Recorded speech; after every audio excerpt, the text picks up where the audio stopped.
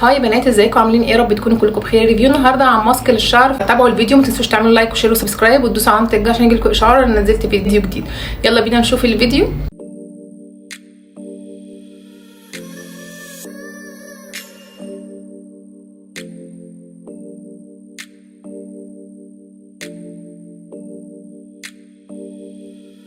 فيديو النهارده يا بنات عن ماسك للشعر اللي هو ده بتاع اكرينيل. هو مخصص للشعر الجاف والمتدمر، اللي هو مكتوب عليه فور دراي اند دامج هير.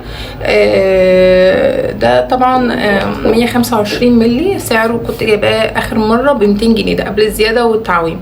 طيب هو مكتوب عليه ان هو مخصص للشعر التالف والجاف جدا، يحتوي على عناصر قويه ANP+2 بزبدة الشيا ومستخرجات الحرير. تمام كده. طيب هو ده بيستخدم ازاي؟ ان انت زي حمام الكريم بالظبط، بتحطي على شعرك وبتسيبيه 10 دقايق وبعد كده بتشطفيه عادي.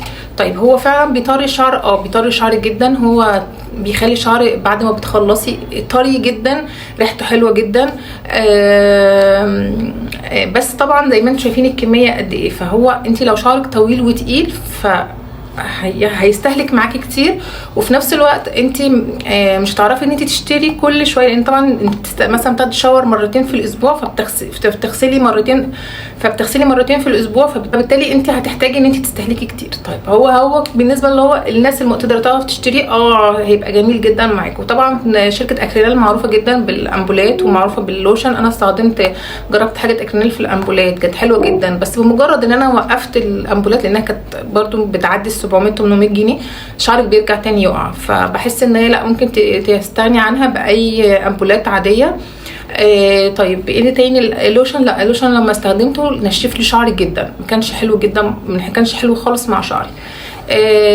طيب في حاجات كتير يعني من منتجات الشعر اللي ممكن تستخدميها وسعرها مناسب. في حاجات كتير، ورجعوا للفيديوهات اللي انا كنت عاملاها في امبولات اللي انا كنت عامله اللي اسمها هير ماكس، حلوه جدا وسعرها حلو جدا.